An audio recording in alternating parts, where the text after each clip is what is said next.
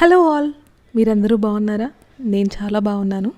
Welcome to my channel life with Harshini. ఈ vlog అయితే నేను షూట్ చేసి ఎడిట్ చేసి అప్లోడ్ చేసే ఫస్ట్ వ్లాగ్. ఇదైతే నా ఫస్ట్ వ్లాగ్. చాలా షూట్ చేశాను, కానీ ఏం ఎడిట్ చేయాలో అర్థం కాక ఇలా సింపుల్గా అయితే ఎడిట్ చేశాను. నా ఈవినింగ్ అయితే మా హస్బెండ్కి టీ చేయడంతో స్టార్ట్ అవుతుంది. 4 PM అయిందంటే చాలు, కరెక్ట్గా బెల్ కొట్టినట్లు టీ అడుగుతారు. సో టీ చేసేసి ఆ తర్వాత ఫ్రెష్ అయిపోయి ఇల్లు కొంచెం క్లీన్ చేసేసుకొని దీపం అయితే పెట్టేసుకున్నాను. ఈ కార్తీక మాసం మొత్తం నాకెందుకో పీస్ఫుల్గా జాయ్ఫుల్గా అయిపోయినట్టు అనిపిస్తుంది. మీకు కూడా అలానే అనిపిస్తే కింద కమెంట్స్లో చెప్పేయండి. అరౌండ్ 6:30 అలాగా డిన్నర్ ప్రిపరేషన్స్ అయితే స్టార్ట్ చేసేసాను.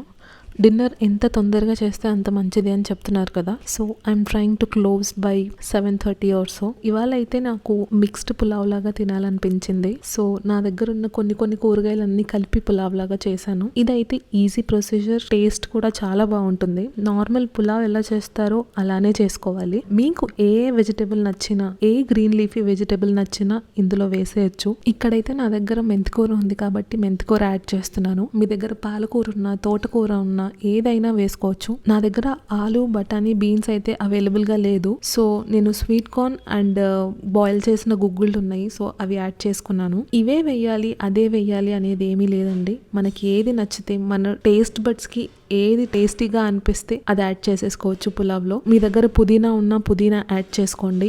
టేస్ట్ అయితే ఇంకా హైలైట్ అవుతుంది. వాటర్ మాత్రం మీరు నార్మల్ బియ్యంకి ఎన్ని వేస్తారో అన్నే వేయండి, ఎక్కువైతే ఏం అవసరం లేదు. నేనైతే బాస్మతి రైస్ ఏం యూజ్ చేయట్లేదండి. జనరల్గా మేము సింగిల్ పాలిష్ రైస్ యూజ్ చేస్తాము. సో వాటితోనే ఇప్పుడు పులావ్ అయితే చేస్తున్నాను. రెసిపీ ఏదైనా మన కస్టమైజేషన్ అయితే మనకు ఉంటుంది, మనకు ఫ్యామిలీకి తగ్గట్టు. సో నేనైతే 3 విజిల్స్ వేపించాను కుక్కర్లో. మొత్తం ప్రెషర్ అంతా పోయిన తర్వాతనే కుక్కర్ మూత ఓపెన్ చేయండి, లేకపోతే కింద అంతా తడిగా ఉంటుంది. ఆ కుక్కర్ లిడ్ ఓపెన్ చేసినప్పుడు స్మెల్ అయితే అదిరిపోయింది. ఎడిట్ చేస్తున్నప్పుడు కూడా నోట్లో నీళ్లు ఊరుతున్నాయి చూస్తూ ఉంటే. సో చూడండి, అన్నం కూడా నార్మల్ రైస్ లాగా అసలు ఎక్కడ అంటుకోకుండా ఉంది. రైతా అయితే నేనేమి వీడియో చేయలేదు, ఎందుకంటే నార్మల్ గా అందరూ చేసుకునేదే కదా. ఇంకా నిమ్మకాయ కూడా ఉండుంటే చాలా బాగుండేది. నేను మా ఆయన అయితే ఓ పట్టు పట్టేశాము. గిన్నె ఖాళీ అయిపోయింది. తినేసి గిన్నెలు కూడా కడిగేసిన తర్వాత నెక్స్ట్ డేకి ప్రిపరేషన్ ఇది.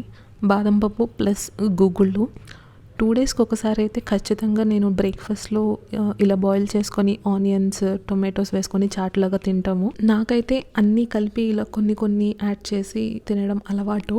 మీరు కావాలనుకుంటే ఒక్కొక్కటి కూడా నానబెట్టుకొని బాయిల్ చేసుకొని తినొచ్చు. నెక్స్ట్ డే మార్నింగ్ వేడి నీళ్ళు తాగడానికి కూడా ఇప్పుడే పట్టేసి పెడుతున్నాను. సో మార్నింగ్ లేసిన వెంటనే జస్ట్ స్టవ్ మీద పెట్టి వేడి చేసేయచ్చు. ముందు రోజు నైట్ కిచెన్ ఇలా క్లీన్ చేసుకుని పడుకుంటే నెక్స్ట్ డే మార్నింగ్ చూసినప్పుడు చాలా ప్రశాంతంగా అనిపిస్తుంది. ఈ వ్లాగ్ మీకు నచ్చితే ఖచ్చితంగా లైక్ చేసి. Till then bye bye.